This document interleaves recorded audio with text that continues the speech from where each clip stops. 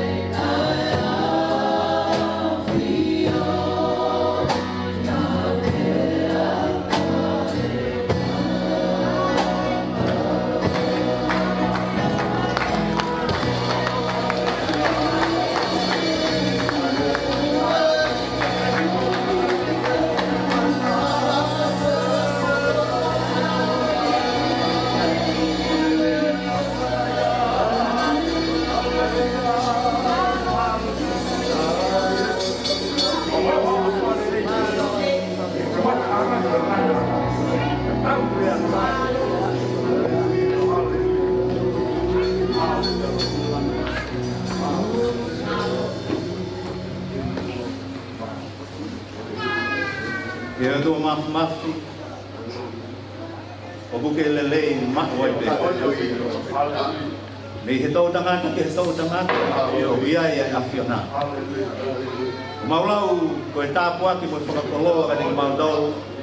E dai mo tau pe mahu e whainga maari e ke mau whawhita e mo mau kuku ki a te koe.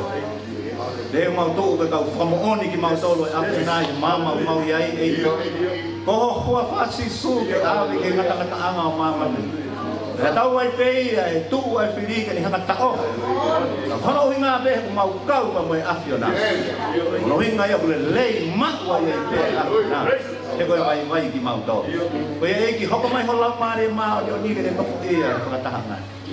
Tuke ke whai ai pe malo he awhiona. Ka whoki a pe ngai ngā mo e languangi ki a te koe. Tā mo koe ke mau. I he huafa o sisu kala i si. Amen. Amen. Koe mo me whulau. Malo au Cristo.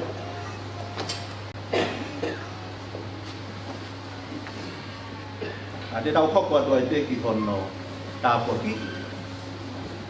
Te toi dedicate toi te pē koe ni ki he mua me ni ki koe ni. Lo tonga kiwa mai kau kiwa koe ni.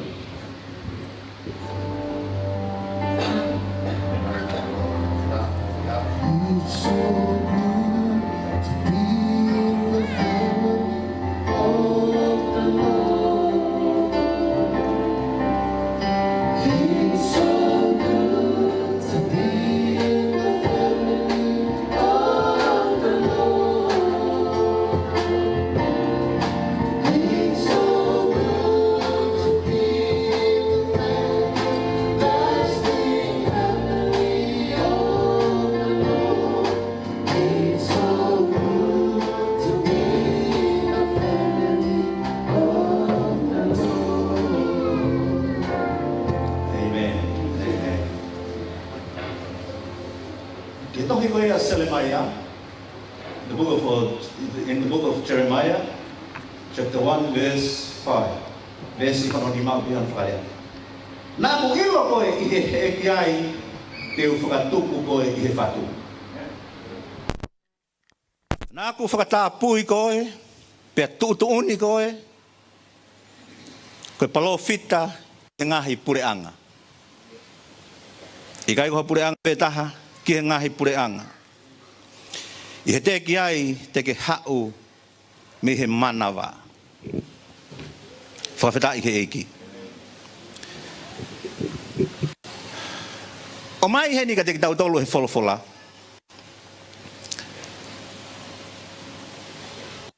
Ai mahu inga ke tau iloi e ki tau tolu. Neongo ko si hoko koe mātua. Sene? Tau. Koe daimi o ku whanau i mai ai hatama. Te koha ofe fine ki he mama koe ni. When a person or a child is born into this world, Na e ai hono o hinga, na e ai hono tau mua. there is a purpose or plan for that child. Amen. Hei kai ke tupu noa ia pe whakatupa ke pe ko hoko mai. It Ke isn't- mama koe ni. It isn't just brought into this earth for any odd reason. He utala mai he wholofola hen. Te ki ai ke whau ki tau tolu pe ngangohi ki tau tolu. That God planned for us even before we were conceived. O si awhio i he otua ia. Ai mea tene hanga whakotuutu mo ne whai mai tau mo ui. God already knew what He was going to use us for. Ka kono hui ngahu tau mo ui mai ki tau tolu.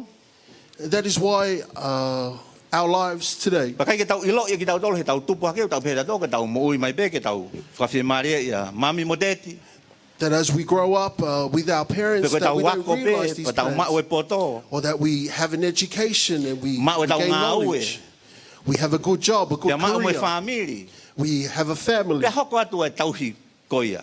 We continue to look after those Aia koe things. fo isia kare ia hange i he whakaukau e tangata. Koe mea pe o to tonu ke nau whai. So that is the circle that a man thinks that Tala mai he is wholofola right ko for ni his ke life. he ia. But the word says that it is different. To tonu ke tau ilo e ki tau tolu. Is that we should know Nai whakamawa he i ki tau tolu ia. that we were set apart, Koe na hiva kia e kau hiva. Amen. to which we said Ma ke he ki tau tolu ia mi hato e mea. that we were set apart He uki ai e palani e mo e whakatuutu. because there was a Ai o tua ka specific te purpose tau and plan that God has for Te us. pe he ai pe o kau ke foha ko eni. And that is just like for this dear child here. Amen.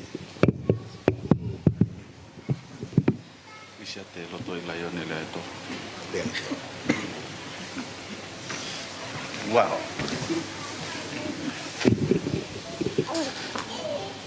Ko lisiate loto i laione le aetoa. E lisiate loto i laione. He kai te ke toi to'o ko ia hereta ta moe pa ke alo tau I kono hinga pe ko huafa sisu. Tamai ko whakatapui ko ia ko palofita. Te ke to'o ko hereta whakatou mata. O alo mo ia kono hinga ke ikuna yaki. E kai ke more ha mo ui ai, pe mate ai hataha ia. Ka u whaka mo ui ai hona u lau maari e. E tamai mo whaka malo kono hinga ko mo ui alisi ate I he houa ko e ni e tamai. Whawheta I eiki ko mau whakatoka ngai pa mau iloi. Oku iai ho tau mua hao hao a ke mo ui e toko taha ko toa pe. Ko ke whakamanatu mai ka teki mau tolu. Whakafou mai alisi ate he whiawhi ko e ni. Oku iai e tau mua ia hao hao e awhiona ki he whakakaukau ai tangata. Pa koe maula tu ia tāpua ki pa moe whakamunu ia, pa mau whakatapu ia tene mo ui ke te koe tamai. Tuku ke hoko atu ka tamai o eiki ke ne hoko ave a ngonga le rei o si sukalai si. Ke ne hoko te ngāwe na e whai e grandpa eiki, ko hono malanga I mono a ko I e wholofola e awhio na eiki. Pia hiki hake ai ha mo ui, pia whakatafoki ai ke te koe, he ko ho tau muaha ia e tamai. Tāpe kina mai a toni mo peti. Whakapotoa hona loto eiki, ke ohi pia ohake e tama ko ni o whakatatau pia moho whina ngalo.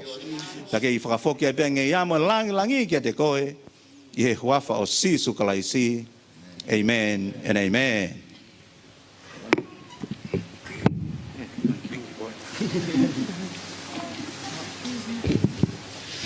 Amen. Yeah, okay.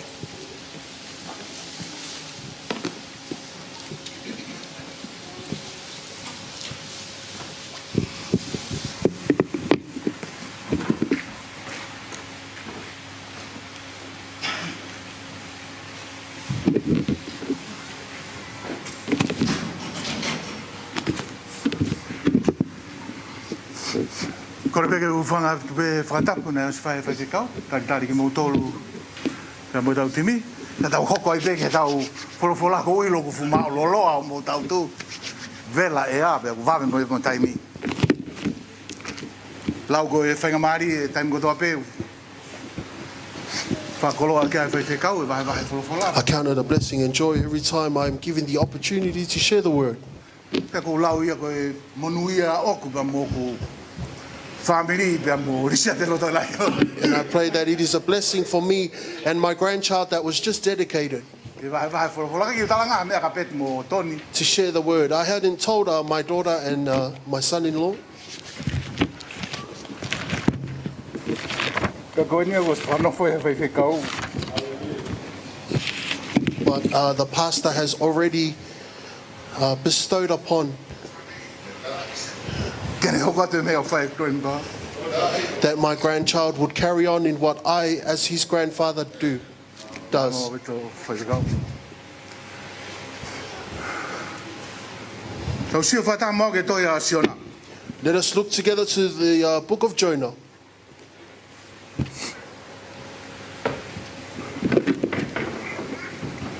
Vai ono ua? Jonah chapter 2,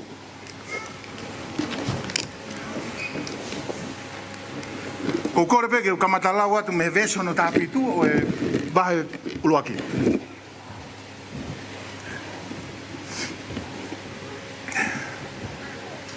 Siona vahe ua. Jonah chapter 2, Pe suraki ke hongo fulu ka ko kore peke u lau atu me veso no tāpitu ko e vahe uluaki. Ai o pe on whakarea. I mo tolu koe toi ta whapalangi, mui mui whataha pe mo tau whatonu rea. Ka tu mau tolu koe toi ta whatonga, mui mui pe ka u lau atu. Ai re soni ke aoni. Ka koeni na teuteu e Sihova ai fuhuika ke ne folohipo asiona. Tena aho tolu mo po tolu asiona I he kete o ika. Ko ia, na lotu ai asiona ke Sihova ko hono o tua me he kete o ika. One pehe. Nā ku tangi i he kumamahi ki a Sihova, nā ne ongo iau.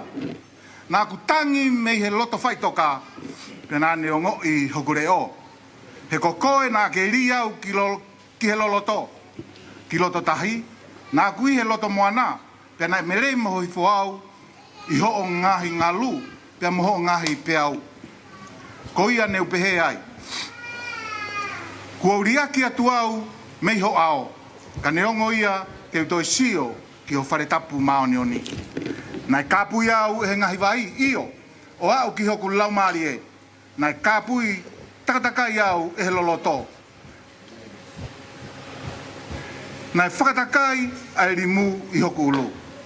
Nā kua aluhifo ki he te whito o ngahi mo ngā. Pena e takatakai au e he mālohi o māmani o taingati. Ka neongo ia kua ke omi ai ku mo ui mei he whakaauha e Sihova ko hoku otua. I he ne pongi a hoku lau maarie i te au, nā ku manatu ki a Sihova. Pena e a au, watu ki a te koe a eku kore ki ho awhio anga maoni oni. Ko ki nau tolu o tokanga ki he ngahi wa inga loi, o ki nau siaki, pe e ki nau tolu a ho nau alo feina. Ka ko au, te uwhei lau aki ki a te koe a leo e whakawheta. Te uwhai, a ia kua fuakawa ki ai, o ku mea Sihova ai whakamoui.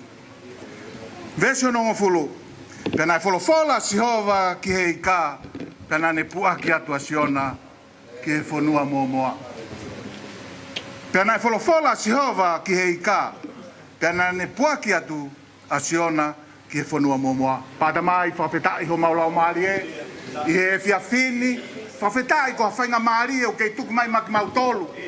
I he hiri he mea kotoa ke mau whanongo ki ho wholofola. He koia leo ofa e a whiona ki a te mau tolu. Mau loto whawa ai matapā ho maulau maari e. Tuke ongo mai ho leo ki a te mau tolu e ahoni. Pe au e ngata pehe mau hoko ko kakai o whanongo ki ho wholofola. Ka koe kakai o kua Eva, pe ala laka whakatatau, pe a moho wholofola ke whatou katea. Ai tūtui mo tānaki e whiawhini. Paki ke mau e langi he huafa peo Sisu Kleis ko alo, ka koho mau whamoui. Amen.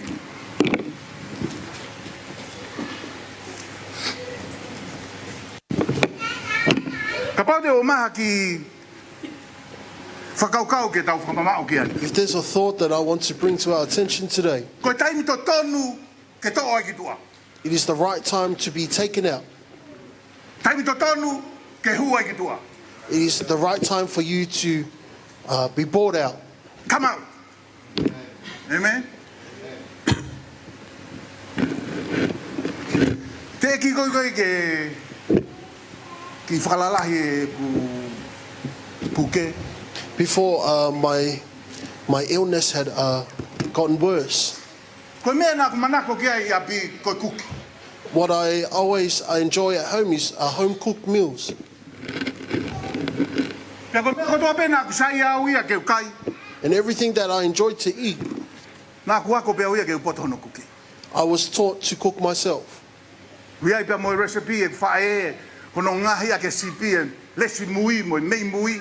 Puke There's- manatui pe. There's my mother's recipes in making many different foods. Ngahi e lu.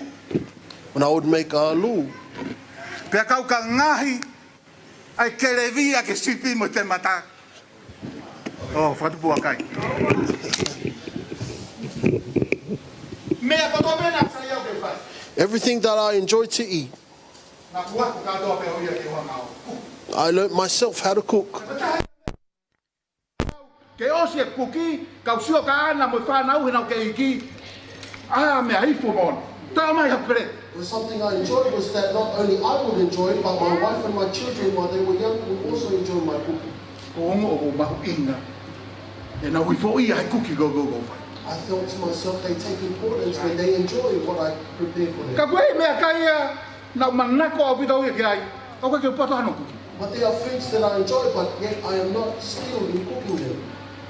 I loia e hoa whai whekau nau tolu gogo he maa e koe tau peka. There are a lot of women here. Manako au pita he kai e ke. I enjoy eating many pastries. Manako he kai e pute ni. I like eating Kai e seko ni. eating scones. Tanai kai ke poto no nga. But yet I am not skilled in baking. Ngau nga na kai ke lava master ai fahinga tekniki ko e ke ilo ko fe taimi ko mo ai ke tok. Because I'm not able to master the technique of when it is ready in the oven for me to take it. Pia kapal ke fe nga ke tao ko nei kai pe ke pak. O ba kuki. If I try and bake it myself, usually it will always be overcooked. Ko fu va ve no to Or whether I've taken it out too te early anda ku. and it is undercooked. He ko nga ko na tolu ko na master ta faki ko ya tao ke. Because those who have mastered baking, Na ilo ipe na tole taimi to tonu ko ke to mai ki tua na pa. they know exactly the right time in which to take out from the Ke oven. te na framoni o ka ko me alere ke to frava o vani o check. Because they know bakers know themselves that it is not good to. Pero tere tere foi tu amiu ke hokai ka loto ke vakai ange biki ma me bekai. They always check whether to poke it, to check whether it is. Ko na tolu ko mala ta o ke. Na ilo ipe na tole taimi ko. Ko ke to fe ma o ye ke frava o vani. Those who are skilled in baking do not need to continuously open the oven to check. Na mo ipe na to he ya. Eso. They can smell it in the air. Frava pe ko o vani na silo na to. Once they open the oven once, Ko they taimi ni ke to ki tua. that is when the goods are ready. Ka pau fatu pua kai ko ke ta no ato he ta o ke. O ko feinga ke o mai ka ki tau tolu kai nga lotu. What I'm trying to bring this idea to us I he taimi lahi o kuia e o vania e o tua. in a matter of sense speaking, that God has an oven Ke teu I koe ke mateu teu. to that is molding you, shaping Ke you, teu koe ke matua tu. preparing you to be mature, Ke teu koe ke hao hao. preparing you to be holy. Right? Kuia e o vania e o tua. O kuhita apua I tau moui. There is a God oven that God has in which to heat up our spiritual life. Pea ku te o ngoi he taimi lahi o hange koe ki te hata hai toko ni. There are many times where we feel there is no one to help or Te support. o ngoi he taimi lahi ku mamahi. A lot of times we experience pain. Launga he taimi eta. At times we complain. Koe o ngongo whamamahi. This is the sad news. That's the bad news. Koe o ngongo lere. The good news, He ke tuku koe o tua. Ie me o mani, ke whai pe o wakuki ho ofa, pe o wakuki ho merino, pe o wakuki ho chot. God Amen? will never leave you. Ka i he For taimi toto. Ka ke whea mai ke sio ka hawas. at the same time, God doesn't want to see a watch. Ka ke whea mai ke sio ka kalenda. He doesn't want to look at a You calendar. just want to see your character. Ko nea ia kua ngongo lele ia o tua tau tau pina. Because that is what is good and pleasing to God. Sio pe ia pe ne ilo i taimi totonu, tō mai tamai oiki. He will see you and Sio pe taimi totonu, tō mai kaunanga koe ni. and He will take you out. Profeta aki eiki. He kui kai koe tau mua e o tua ki tau fia kai ngalo. Because it's not Amen? purpose of God Koe tau mua e o tua ki tau matua tu. Hau hau. for us to be mature. Maonioni. Amen? Holy. Ke mo maonioni. For you to be holy. He kuo maonioni. For I am holy. Mea koe koe tamai ai koe he wholofola. That's what our word says. Rua korinto vai mo full vesta tolu. 1 Corinthians chapter 13. E kai tene tuku ke lahi ak. Hono hai ahi ak mo tolu. I he mea koe ke mo wha malama. Amen? Kai he ahi ahi kotoa pe. O kune te tofa mo e hala. Ke mo hawa. He know the right time. Amen? Talamai ia he pelu. Ko foha koe o tua. Ko ia koe koe blau he o tua ko hono foha. Who that O ha. God counts as His son. Discipline. Koe ko aia ke mamahi. Koe ko hono tau te ai koe ia ko hao wheha laki. You just want to discipline you. Koe ni te talaki. This is what I'll tell. Ka ke kalere me he o tua. If you are to run from God Koe ke hamea e hoko. and nothing happens, Wakai ia ngepe koe foha koe hai. then find out which you are the son Ke of ko God. ilo au koe foha koe o tua. Because I know that you're the son of God, Kalere me he o tua. a child of God. That if you are to run from God, Pau ke ne discipline. He must Ko ngau ki kotoa pe, ke lelei. Ko hui ko ne tau mua ki toko taha. everything is for his good. Ko whetā ke eki, For that is his purpose. koe kono tau tea ki tau tolu e taimi, tau whaongo mai. He is not to punish Ko tau us. tea ki tau tolu o toa pe ariaki ki tau tolu.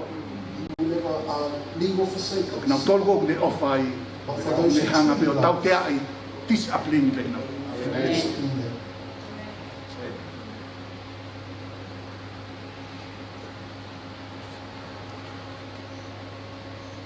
Ka pau koe ke ilo i hataha. Nai hanga heo tua discipline ne maui. If you don't know someone which Ko whe whawhi koe ke tohi a siona. then let's look into the life of Jonah. E tangata koe a ko siona, ka taha i nai tohi i e pokawa motua. It's one of the books of the Old Testament. O ku ilo a whangi tohi ko ni ko minor prophet.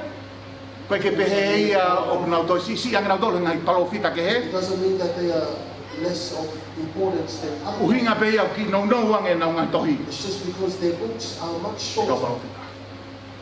Tala mai he tala noa siona na folofola o tua siona. Alu ke kololahi ko Ninive pe ke kalanga, malanga kia ki nau tolu. He kua au hake nau kovi ke tea. Jonah was commanded to go to Nineveh to preach about God. Tala mai he tala noa, tuha ka siona ia, aluhifo ki sopa, ilo ai waka ki tāsisi, totonge ne tikite, alu a siona ki tāsisi. Jonah knew that there was another place he could run to, and therefore he bought a ticket and ran to Tarshish. Pehe, ko tāsisi o whiunga ia mo maire wangeau ni manoa me Jerusalem. Tarsus, this place is 250 kilometers from Jerusalem. Ki Ninive, ko kolomua ia Asiria, whafuafua ke maire ni mangeau ke fitungeau, i he isi ia, ko tāsisi i he west. Where Jonah was meant to go, Nineveh is 500, 600 kilometers to the east. Ai au lava peke tau sio ke whakaukau e palofita, te walua ke mamao taha, me lotolotonga o tua Jerusalem. So Jonah thought to himself, I will go as far as I can from the presence of God.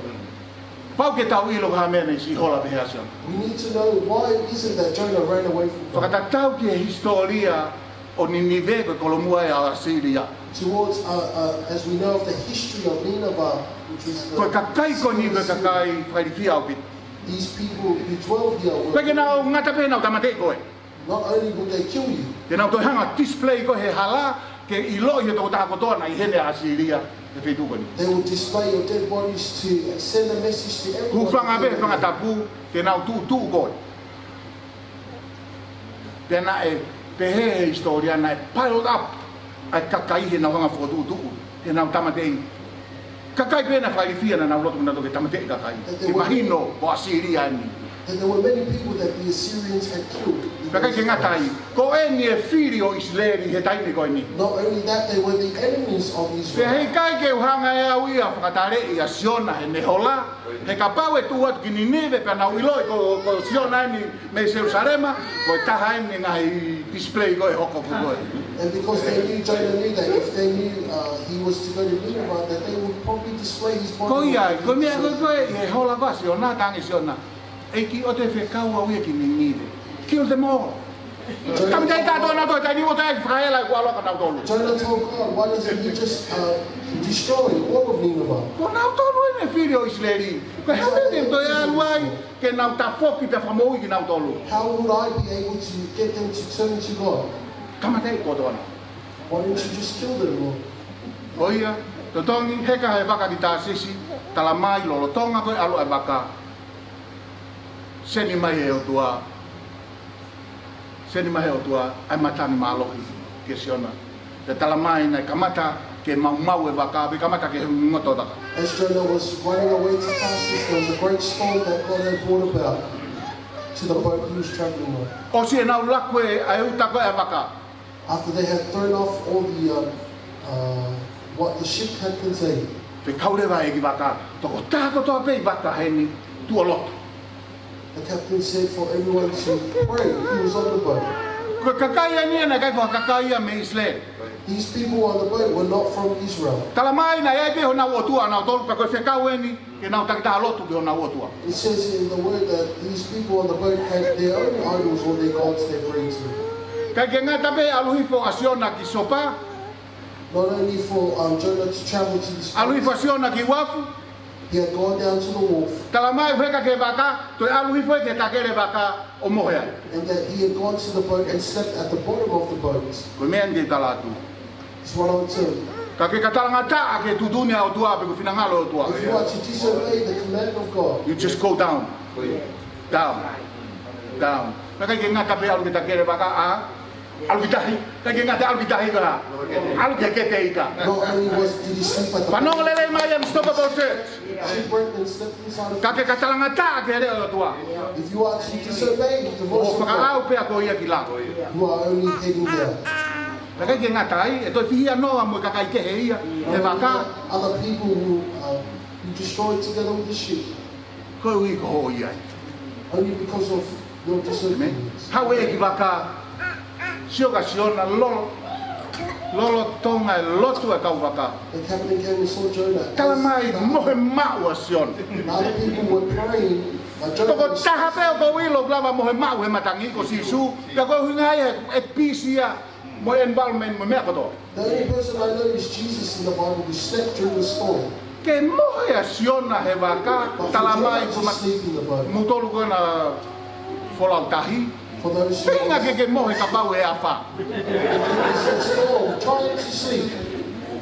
Ka ke kalava mohe ko mohe tai ori. Ka hika te ke lava ko mohe. If you can try to sleep, you won't Ka ke be wakeful. sio ke whakaau koe a tangata ke mamao me lotolotonga o tua. But you see how hard he Lava tried pe ia mohe he to a. run away from God. He couldn't sleep in that storm. Tala mai, a te kapteni. Tangata eki, ko hamea ke mohe ai koe lotonga lotu. Anga whewhe o mohe, tū o lotu ki o tua. They asked Jonah, how could you sleep during the storm? Stand and pray to your God. Whanong, eki waka, kakai koe kakau Islere. Kakai na kei nau lotu ki o tua. Kuhao talang ke palofita. Koe palofita ai na tonga lotu. Toi hao kau lotu o whekau e palofita. Tu o lotu. He told the captain, and he said to the captain, how can someone who is not from Israel tell me to pray to my Koe God? ne toa tu ia koe koe tau hola me o tua kua taimi. Ko hao kau kai lotu, kamanatu mai ka tau tolu. Ke tau tu o lotu. There are times when we turn away from God that people who Koe do not mea whai know mo God. fua taha pe koe palofita e o tua. He koe ne mea pena ke whai, ke alo whai whina ngalo o tua. Because what he will do is to go and do the will of God. Ka koe tok palofita e nia. This is the first prophet Kolofola te o tua ia ka lere. in the word of God. Ko ia nai tūtūni lewa, ke nau talo talo. Pau pe ue whai toko taha ia heni, o kune whakaitai ai o tua, o koko ai matangwe. There is probably someone here who would upset God during this storm. He sio na ia e hao, Jonah thought that he would be he saved, lere me o tua, tonu e talo talo ka sion. but he turned away from God. Ka nau tang eki, e tamai o eki. Ko hao mei whe, na anga whe ho mea o ke whai, tu o lotu ko o tua. He said, no matter where you have come from, stand and pray to your God. Ka nai ilo siona, ko ia nai tuku ai matangi, te tarangi siona. Whanau no mea kotoa, ria o taha. He said, pick me up and throw me into the sea. Ka ke ngata he ne hola, loto e ke suicide te taini. Now he wants to be suicidal. Lia o ki tahi, ko mea ia no ngai matangi. He says, pick me up and throw me into the ocean and it will become calm. Sai, o si koe na uria siona ki tahi tala mai, no ngā rewa matangi. Even when they threw him off the ship, he says that the storm had calmed. Tala mai lewa ka nai te teu, he o tua ia ai ika. Pea ne folo hi fo ia siona. And he says that now the Lord provided a huge fish to swallow Jonah. Pea nai tala mai, a hoi tonu, mo i poe tolu, a siona e ke te. He says 3 days and 3 nights Jonah spent time in the sight of his people. Ko au mo kutui, In what I believe, vesi ongo fulu e tau, le sona ku lau atu. verse 10 of Jonah chapter 2. Pea nae, toku folofola e o tua ki hei ka, ka puaki masio. And then the Lord commanded the fish and he vomited Jonah onto dry land. Ia e mea na lava e o tua ke sio ke tamai o eki, he tai nimi pui he kete i ka, pea ni lava ke nei loi, na ne whekaua e i ka puaki masio. There was something that God had saw in Jonah while he was in the belly of this fish that he commanded the fish to spit him out at this exact time. Koe whehui ia. That is the question. Koe hea mea na whekau ahe o tua i ka ke tuange mai asiona. Koe wheunga, tuange mai asiona. And why was this the appointed time that God chose to tell the fish to spit out Jonah? Hea mea na hang hai o tua o whakatoka ngā i pelawe i hono loto ke whekau ai ka ke What tuange did mai. God notice inside Jonah while he was inside this fish? Te o mai pe ki whakaukau e tolu, ke tau sio whakataki ai. 3 things I want to bring to our attention. Ko hina o ke lolotonga, i he ovani ai o tua, ka te whakaukau. Koe hana e mea, ke lava o tua whatoka ngā ke toa tua. Au he ovani koe So ni. that to picture us in God's oven, when is the right time for God to take us out? Vesi ura ki pe vahe ua tala mai, pe ana e toki lotu asio. Chapter 2 verse 1 it says that Jonah had prayed. Koe ura ki mea e koe ki a te au nei toka ngahe o tua, me mou ia palo fita koe nei te. To me that is the first thing that God noticed in Jonah while inside the fish. Then Jonah prayed. Koe ten ko iau kalamai ka te au, ka atoa ngai taimi ki mua, te veke loto siona, koe ne toki lotu ben, koe i he ke te. So it shows to me that all those times before while Jonah was running away, only now Tari pea siona ke oa toi lava ngaue. Jonah waited until he was in Tari pea siona ke oreva ke whakapouri e mea koto. He waited until he was blacked out from. Kai ke toi lava, ole. He cannot run anywhere. Ko kai. Toki tala mai rewa. Toki whakaukau asiona ke loto. And it was just in this moment while he was in Tai the nini kai pe toi ha excuse ia ka siona, koe lotu be. now there is no excuse for Jonah but to pray. Ko toka ngā i ko toki ura taimi tēne loto siona. I believe that this is the right time for Jonah. Taimi nei wholofola o tua ki ai Jerusalema au ki Ninive, kai ke loto siona ia. When God had commanded Jonah from Israel, it wasn't the right time for Jonah to pray. Taimi koe nei whekau ai he eiki waka. Lotu e toko taha kotoa, lotu e toko ngā ia, kai pe loto siona. When the captain of the ship told Jonah to pray, that wasn't the right time for him to pray. Ria siona ki tahi kalamai kai pe loto siona. Once they threw him off the ship, he still wasn't the right time Ka for koe ni talamai, ku i he kete koe i ka siona, talamai rewa, loto siona. While he was inside the belly of the fish, he prayed. Ko tui ko roki me ai whatoka ngā e o tua, mafuri, me to o ngā siona, ko loto siona e reine.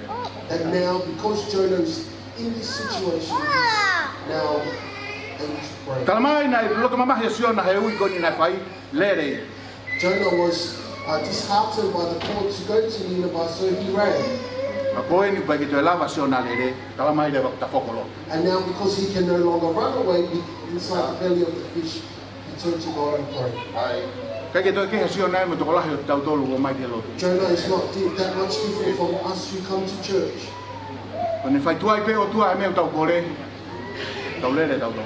When God doesn't do what we ask of him, Ne kai pe ki whai o tua e mea tau kore ki ai, he taimi tau whia mau ai, kai ke tau tau tala noa tau when tau. God doesn't do what we ask of him at the time we want, Kai ke tau tau lo tau tolu ia ke tau seve o tua.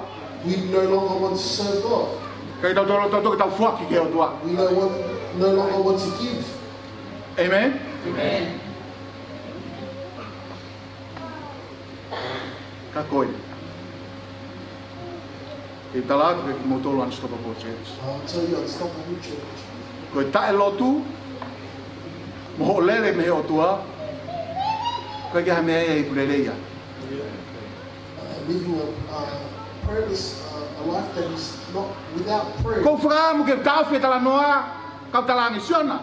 O kai te ke ilo, ka whai kapakau o punaha ke ke ata, o kuiai. O whakau kau ke ke lere, e te ke lere ki whe. I wish I could tell Jonah this story.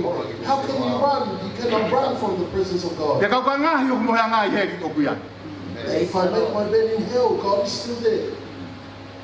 Unstoppable Church. Ke ke a mea e kurerei, e lere me o tua, mo mo uta e lotu. There is nothing we can gain or benefit from running away from God. Koe whai ngā taa pe i au tari mai, ka nau tolu kō koe ke lotu. It is only hardship that awaits people who choose to Ka run. mō siu ki he. Ko hui ko ta fie lotu e palofita.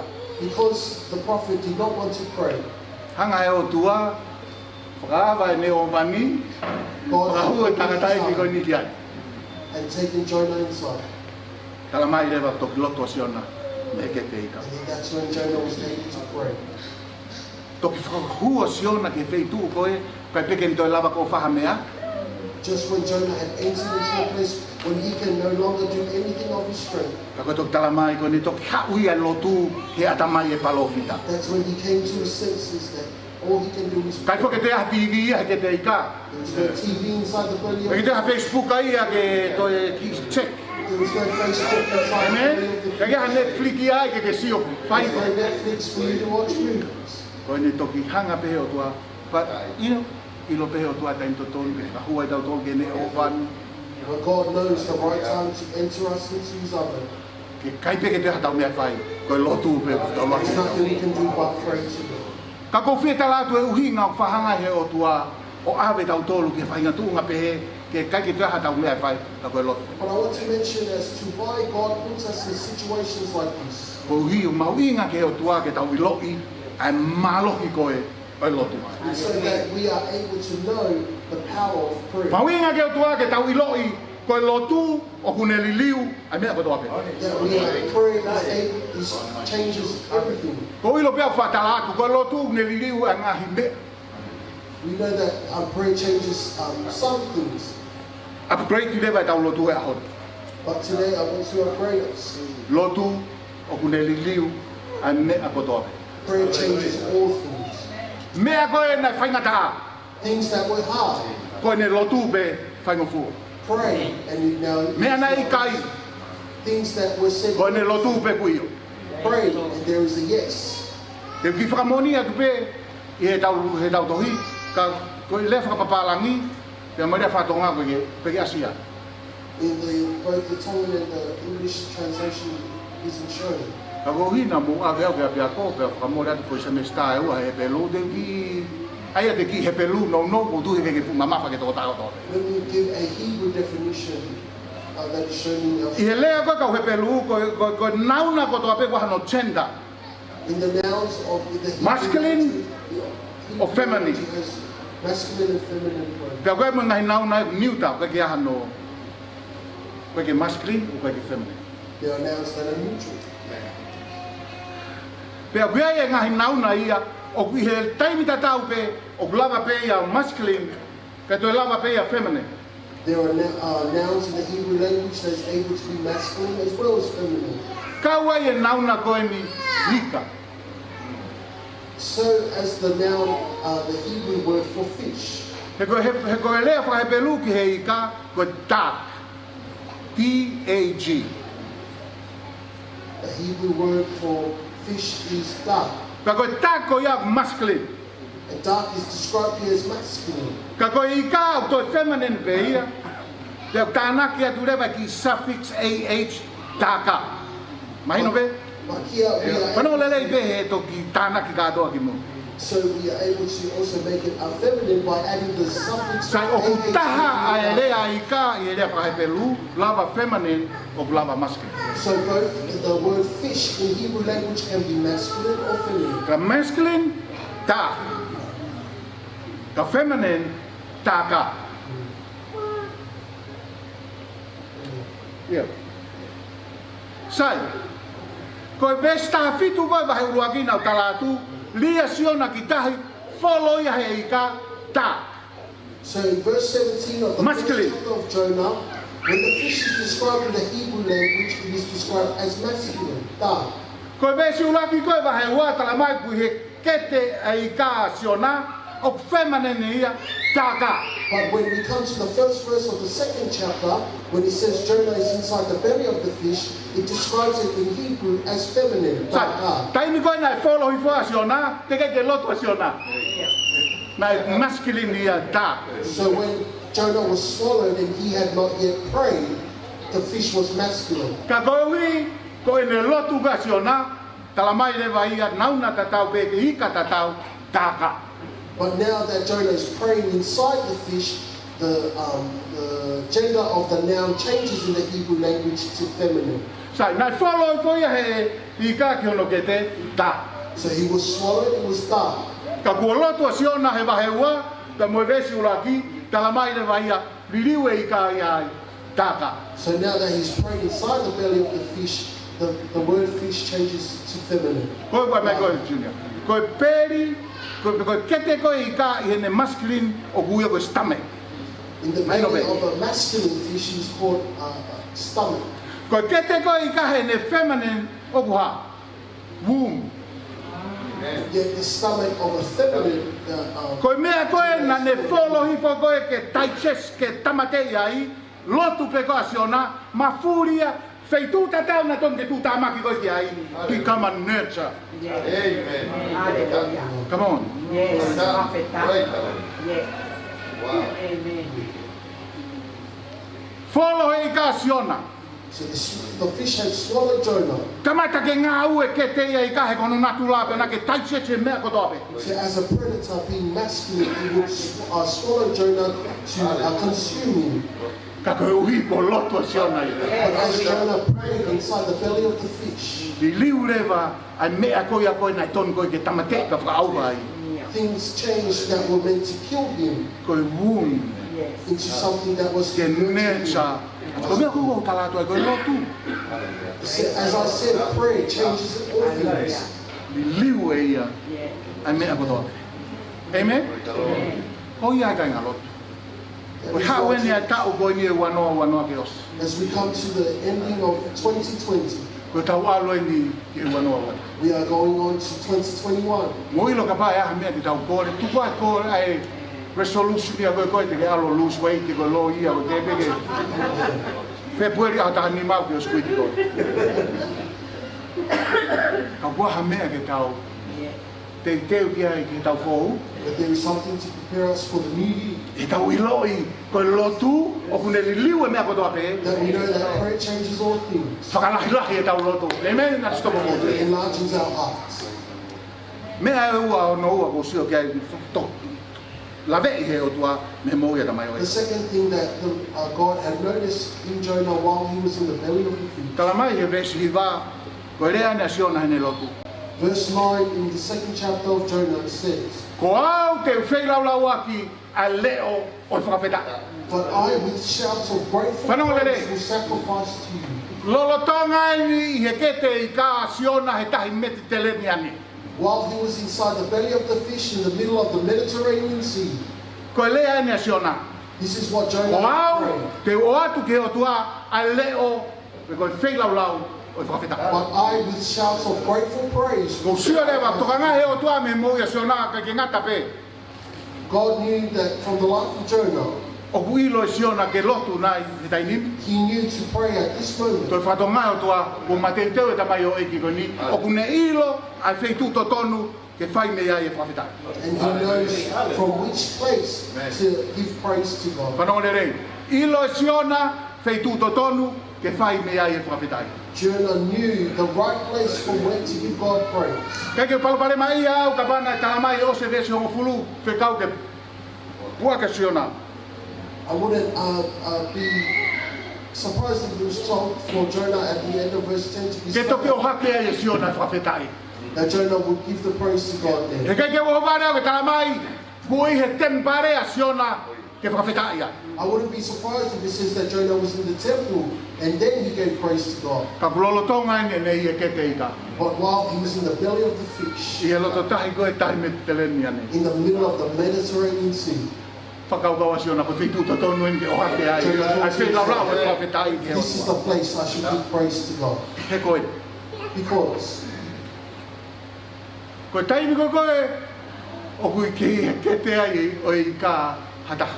Because the time when anybody is in the belly of a fish, Koe taimi ako lau ngai, eiki ko hane ko mai ane wani. Eiki ko hano fuoloa no tuku au e kete ika. it is usually the time when we complain, God, why am I here? How long will I be Ka here? kou maari e ia ia siona, talamai siona, koe whitu, kou ilo e whitu to tonu ke whai ai whawhitai. But Jonah shows good courage when he knows this is the Hekoe. place to give praise. Talamai katoa e tau whai lau tohu Sunday School, o tau te ai he o tua siona o mai e i ka folos. Because as we know, growing up in Sunday school, we were taught that this was punishment for Profesional. Jonah. Haleo ke whawhita ia e rotonga e ka. Whapoun. Mai tike lava ngau e. Ka koe haa kua pau aho loto koe te whake whilau whawhita. Why would we think that Jonah would think this is the right place to give praise to God? Whakakau tau tō luia koe wholo hoi i ka koe tau tea. Because we think to ourselves that Jonah was swallowed as Amen. punishment. Ka kia siona ia, koe wholo koe he i ka, ko hono whakahau whia on. That is, he's saving his life. Amen. E ke lau ene lotu me besono ua, e o tua nā ku alu hifo. Pea kāpu iau e ho ngahi pea au mo ho ngahi ngalu, pea takatakai mo e rimu hoku ulu, koe anun koe ki lalu Kristai ke mate. In verse 2 of his prayer, Jonah says, God, you have taken me to the depths of the ocean. Hai, koe ne mei pe koe ke mate siona, alu atu whekaure vai o tua i ka e to o masa. And almost just at the end of Jonah's life, Oh, siona ka ke moni pe koe i. swallowed. So Koe therefore, te Jonah teu ke koe ke mate, ke he mautoro hono tau te ai koe hono whekau e i ka ke wholo koe. So then we think that at the end of your life, when we think it is punishment, God will command the fish to Tau swallow ke you. ilo pe koe ia whi to tonu pe oha ke ai And whawhetai. then you know in the midst of that, that is where you should be. E te talatu an stoko po church. I will tell you, that's not in the church. O kua whainga siona koe sias. There are two different types of Jonahs in church. Uloki siona, nau tatari pe ke puaki mai nau toki tua. The first Jonah, they wait for them to be spat out E from nau the oha ke rewa e whelau lau e whawhetai and ke then they o. will give praise to Ka koe God. ke halai, That isn't wrong. o kou whie sio au ke kau siona. But I want to see the second O time. hake re o whawhetai, lolo tonga pe ne i e whainga taa. You give praise to God in the midst of the. Tokoto pe whare maha ki te wakai pe mou te mate. O atu e re o whawhetai. While they were in hospital, lying on their deathbed. Pe kui they were prisione, praising God. pe moi pe mate. I ai pe, lava pe ia o hake. Whether they are in prison, dead or alive, that they would still give praise to God. Ale o e whawhetai. Moiro ka kaina. Tonu pe ki ke whawhetai ka pau ko totongi e o tua hopi la, ka pau tapa ki ko tua ngau. Mea to tonu pe ki ke It whawhetai. is right for you to praise God when He blesses you. E whungari vare au pito ki tau mau e ngai tāpua ke o tua ka ki tau whawhetai. God is foolish for us to gain His blessings, but yet not Au do toi the tā ke he ange rolo tonga pe koe tau i e whaingata. So it shows that when Rolo tonga God pe tau i e opens kete i ka, the belly of the fish, tau lava pe whatonga ka whitu to tonu pe nia ke ua ke we ai. know that this is a situation for us to give praise to God. Ai fua e whawhetai. Tolu e mea ko sio ki ai whatonga e o tua me moira siona. The third thing that God noticed of Jonah's life while he was inside the fish, Vesi pe koe no hiwa talamai siona ene lotu. verse 9 it says in Jonah's prayer, Mea kotoa pe ko fua kawa ki ai ke o tua pe whai. what I have vowed I will make good. Mea kotoa pe na fua kawa ke o tua pe whai. Ko sio to ka ngai e o tua ko komiti a siona e dai nime. So Kai ki now to e Jonah lere a is siona. committed to God. Amen? Mo ilo mea tāngi siona. Eiki ke mālohi koe. Ko whokia. Jonah has conceded to God. Eiki ko whokia lere ko tukulolo atu. Jonah realized he's tired of running from God. E honi ko pau ko loto se whai o tūtuni I have a se short whai time o to do whinanganga. what you have commanded of me. Peke lau e wahe ono tolu tala mai. Koe alu koe me Jerusalema, pe koe feituna e pua ke asiona, ki Ninive, wheunga moe ahoi tolu. If you read in chapter 3, the place where he was spat out by the fish, from that place to Nineveh was 3 days. Tala mai, alu pe asiona fui ahopeta. Jonah said he had Ai ana lele pe palofitai ala, e kua pau hono lo toko e ahoni, te talangofua, ki he reo o tua. he will be obedient to the voice of God.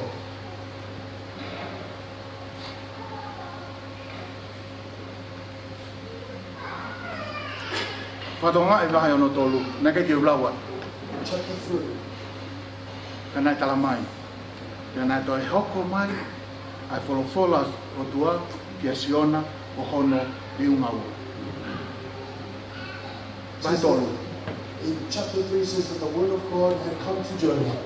O whakatokanga i ai ui ai o tua, ki ane palofita. We notice the call of God to this prophet. Ne ongo ne talanga ta asiona. even though he was disobedient. Tala mai, nā toi ongo mai pere o tua kasion. It says that God's voice was still heard by Jonah. Peke sa ia ri unga ua.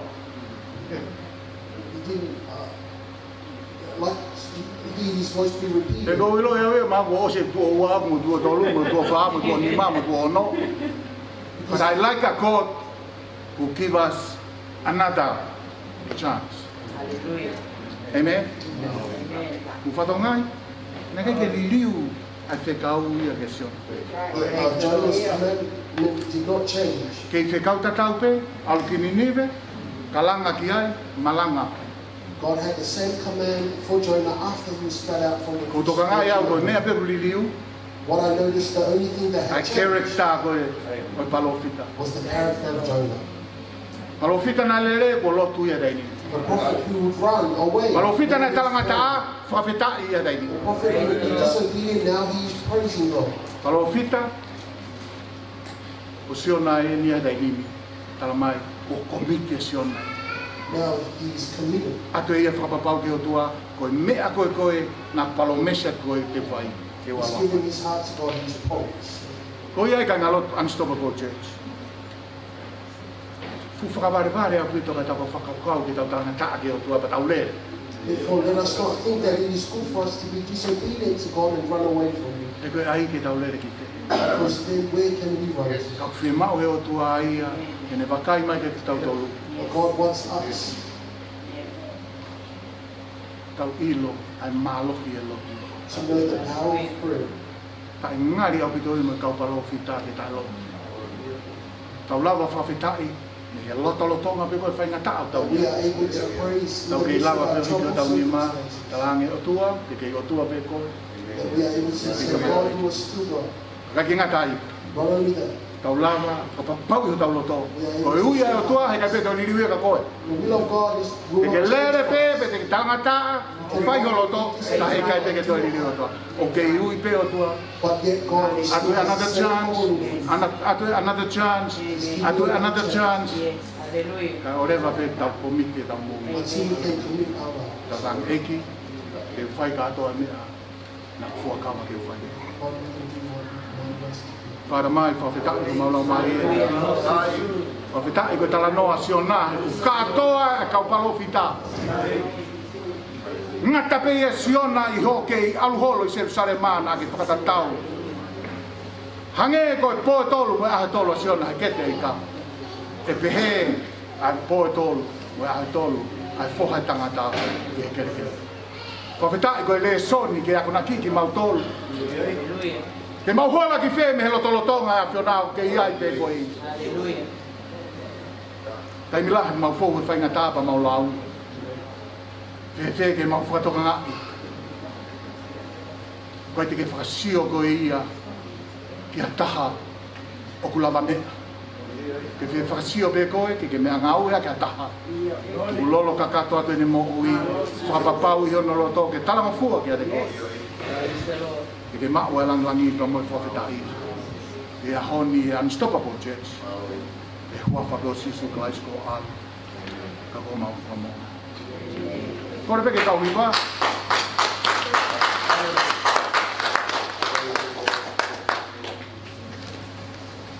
Ai maa ki hiwa. Kai te whakawhi i ko i mu.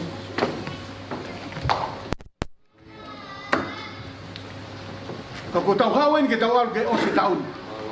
Mahalo ke tau hua malanga pe ni pa whae tau ngai polo kalama Sunday school ko youth.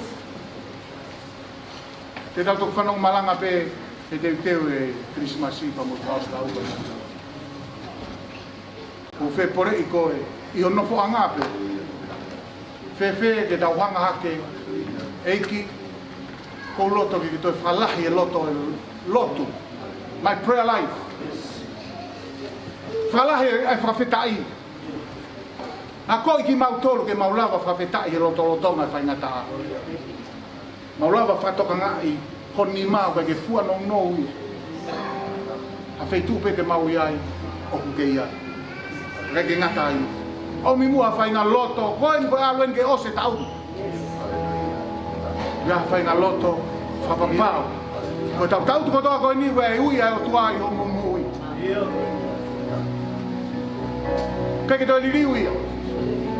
Te ke ikai pe, te ke hola pe, te ke lele pe ko ne ui ai o tua. Ke no fumau pe ne ui ana e ko. Ta ore va pe ke to fatokanga. Te ke tuku lolo a. I fai fina ngalo.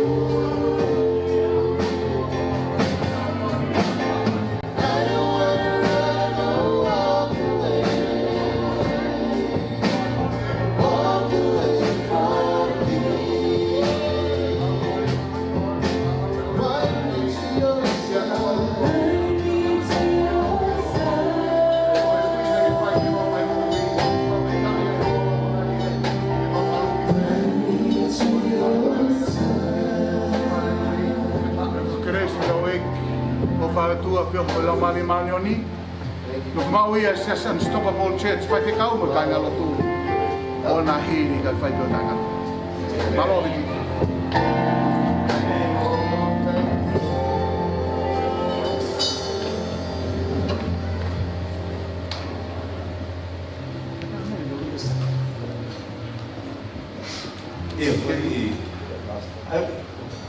Mole be pangalo mau be ke pamanate da birthday.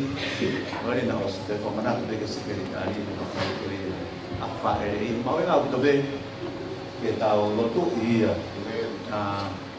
Então ni mai no be ka te au. O sigo ya kono te ke ti ko ia mo ia lisiate. Mo lai ne ke fai lotu ia tai hoko na birthday ko ni foi lera ko ni. Pa ko be mo to ko ta hoko to ton ya ho ni ko no hinga ko fai ko ke lotu i. Ya, hao kim, không chơi này, phụ pe lại cái, tàu pha má lo, tàu pha phết đại cái đó biết còn nói nga cái tàu hì bao mồi, pha kia phải ở tua, cái mạo vậy phải ngắm đi, pha học cái ní, ở đây aku, ok mẹ mà cái hiệu này tiêu ko tu yo kai foto tu pa mo palan hange ko ia ko folo na o mai mo lisiate o kai mo foto tu mo palan ki mo wi o na ke sio la lo ke te ko o na ke si tu a pete ke sio ki to hema pe ko to mata tama sio fa mama o pe ke te ia te ko yo ha o mi ai ta po ki mo fa mo no ia one no me pe ke tau lot kada pe mon san me pe tau lot tu birthday yo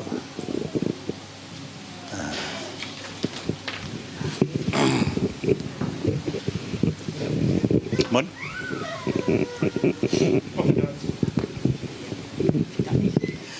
Roa mau fafeta e mau fa malot ke afion. O mau tui ki ho fola ko mo oni pe ia. Kai ke te ha mo on he mama ni ko ni. Fola mau fanonga e to ya sere mai ya o le ke palofita. Lolo tonga e mau ke i manava o e mau fa e. Ko ke afio i ki mau to. Pero lolo tonga o te ke ai ha mea e ta lai ku o ku ai ha mo u he funga fonua ko afio ia mea ko to pe tu. E ia ku mau tu yo ao he fiaf ko ni. Ko inga ko fuaki mo u ia afiona ke mo u ia sone ma ke o tu. O ku ke afio i pe ko si ai ho palani pe ko si ai ai teu e afiona ta pua ke mo fa mo nu ia ke ne mo u ia tu.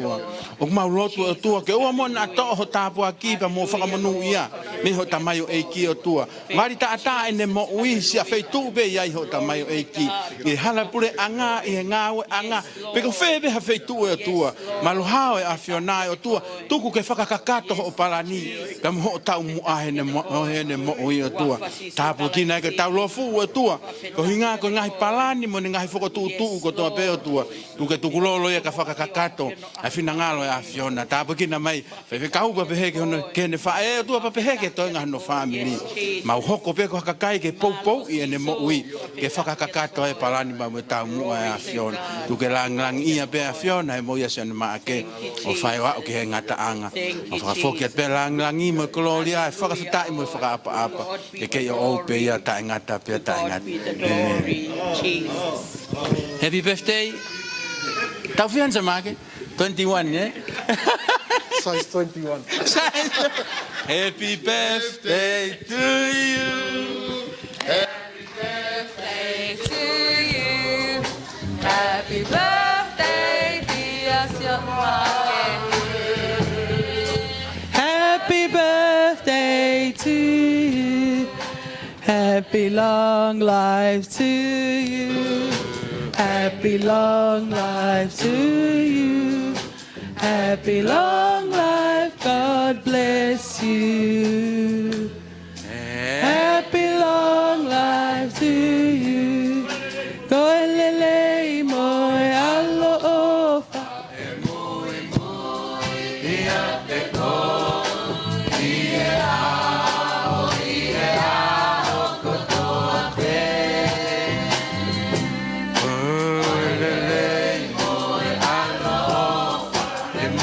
muy, y ante